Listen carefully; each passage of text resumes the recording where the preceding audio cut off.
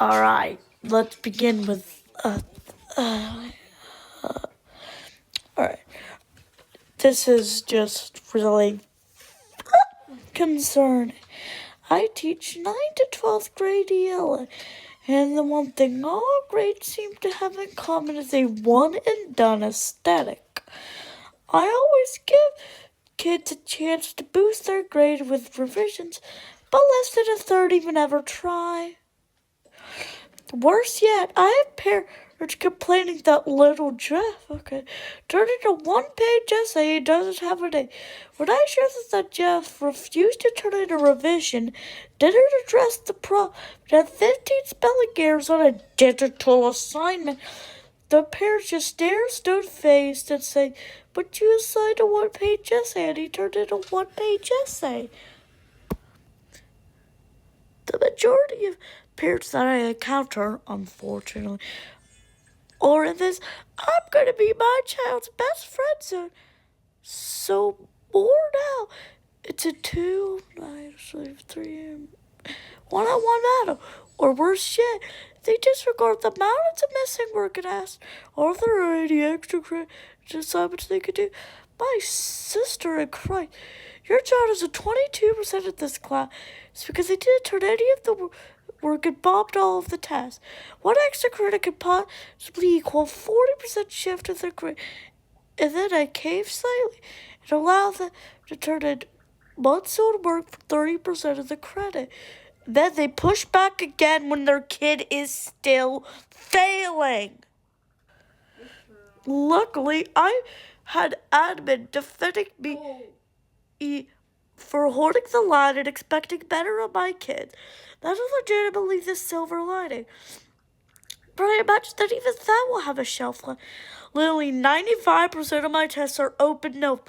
I painstakingly go over content and literally say things like, this is definitely something I want to have in my notebook, and still less than half of the ever write anything in their notebook aside from sketches of anime characters. I became a teacher to help build resilient leader kids and show them how to be problem solvers and assets to our community at large. But between the apathy, the lack of structure at home, and the "I'm gonna be my child's best friend" play, it becomes extra challenging. We can't fill positions, we're constantly understaffed, our student numbers get bigger, and our students with exceptional needs quotas off the charts. Neurodivergent students make up almost 35% of my inclusion model classroom, and there are 25% who would absolutely qualify for a 504 plus. But both neurotypical and neurodivergent kids have one thing in common: they don't give a. Almost every kid tells me they don't go to bed until 1 a.m., but that they're in bed by 9, and more than half show up in their pajamas, wrapped in fleece blankets, clutching their Starbucks/Stanley, and leaving everything but their uncharged laptops at home. Is this going to be the new normal? Okay, so my take on this is that these parents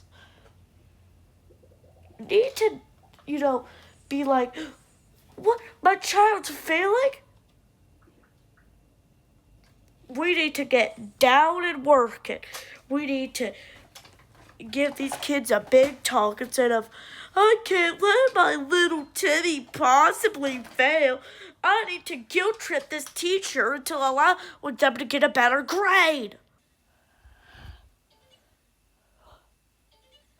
Then, in one of her classes together, I asked her to analyze this political cartoon. We went over the really basic questions of the way, such as something like, what does the word literacy mean, and who is the man on the top of the wall? I noticed that she was answering more slowly than normal, but I didn't think about it much. Then I asked her what the words of the wall were. They're right in the center of the image in giant letters, so should take all 3 seconds.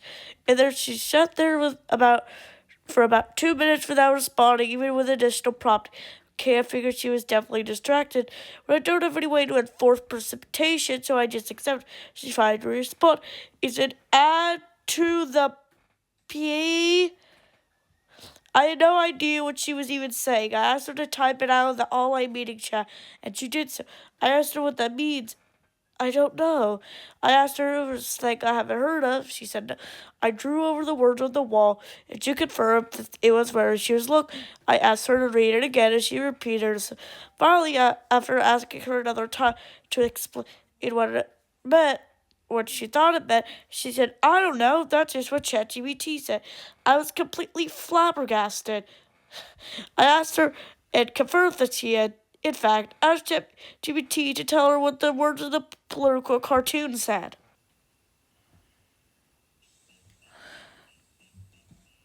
Not to analyze the image or even identify harder elements like the pens or books on the top of the wall, but just to read off the words. Slowly, a lot more made sense. I thought back to all the time that she'd been slow to answer compared to other very similar questions where she answered instantly. I'd never be able to prove it, but I'm sure that all of those were all instances of her asking the AI to answer questions, regardless of how much it would even make sense to do so.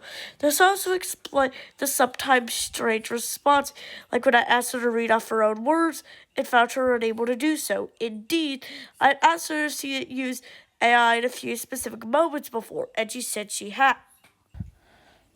I'll go first. The sheer number of students below grade level, and no, before anyone jumps in, I am not talking about students with disabilities. Don't even go there. I'm talking about the majority of otherwise capable kids who go home, do absolutely nothing academic, and no one at home cares enough to reinforce anything. No reading, no studying, no, hey, did you finish your work? Just fine. And then they come back to school and we're expected to somehow fix years of that, going over basic concepts they should have already committed to memory. It makes zero sense that I'm standing in front of 8th graders having to repeatedly explain what a noun is. A noun! Like, we're back in 2nd grade, over and over and over again. At some point, we have to be honest. This isn't just a school problem. If there's no accountability, no structure, no expectation home, what exactly are we building on? Dumb parents and dumb kids. Doesn't it make sense? Break time! Back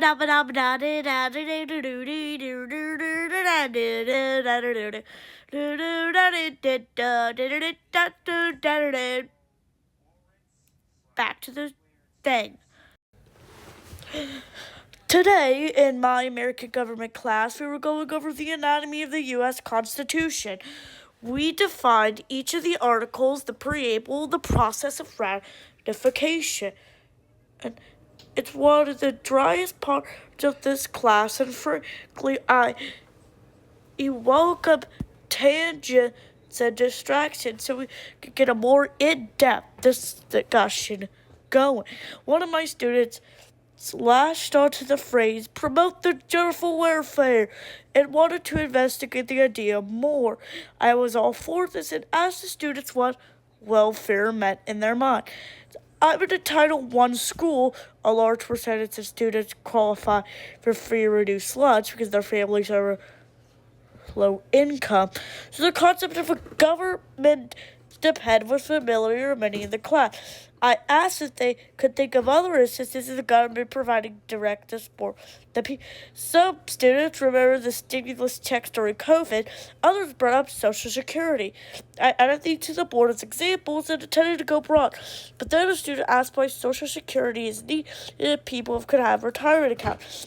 I brought up the historical basis for Social Security, how aging used to be a near guarantee of poverty, and how even today it's hard to build up to retire while you're young.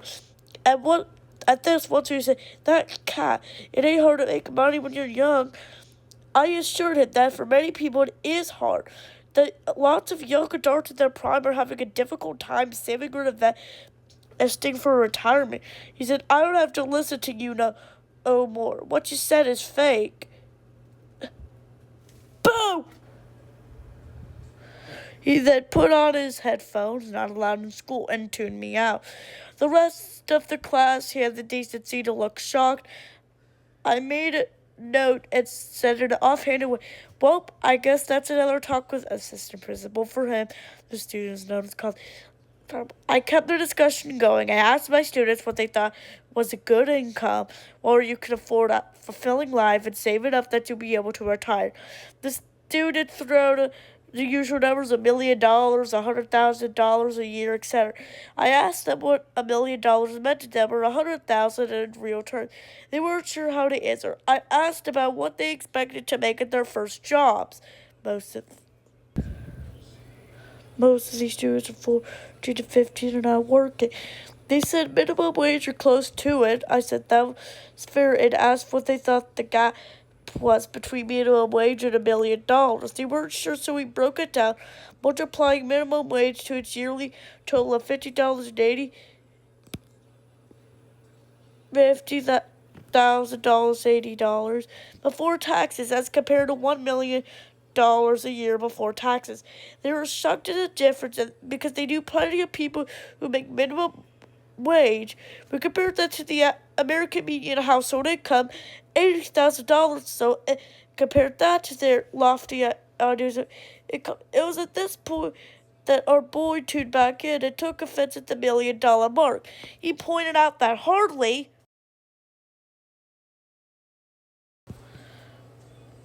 making $250,000 a year. I agree with him, but he seemed to be sensing a trick at this point.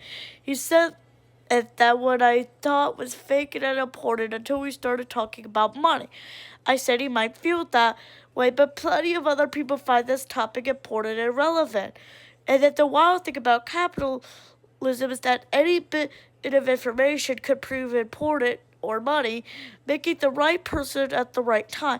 He said flatly that no, it wasn't important to anyone. Mind you, we find ways to tie lessons to major current events pretty much every day. This student just skips class a lot. I asked the class if anyone else felt like they learned something significant today. A bunch of students piped up that they haven't realized how little most Americans make and that their expectations of wealth were unrealistic, or that they have to work really hard to get jobs that paid what they wanted to earn. Realizing he was outnumbered and by his peers no less, his little boy loudly shouted that he needed to go to the bathroom. I raised an eyebrow and said, "Oh, so sudden? Yeah, I gotta pee." "Okay, you're going to miss out all this discussion." He indicated that he was fine with this, took the bathroom pass, and left the room. The class had fallen dead quiet when he asked and stayed, so I wrote them. When he left, the touch it hanging, I diffused it by smiling at them and saying, "Of course, money's in everything when you have a personality worth mentioning." They got a laugh and we turned to our discussion, which was productive and interesting. Our boy never returned from the bathroom. I noticed his father, the assistant principal, that he was skipping class again and put it out of my mind. Honestly, I found the whole thing funny, if a bit sad. I know this is hardly the orthodox method to handle a troublesome student, but I wonder what y'all think. How would you have handled this? If I would handle it, call him skip class and skip class.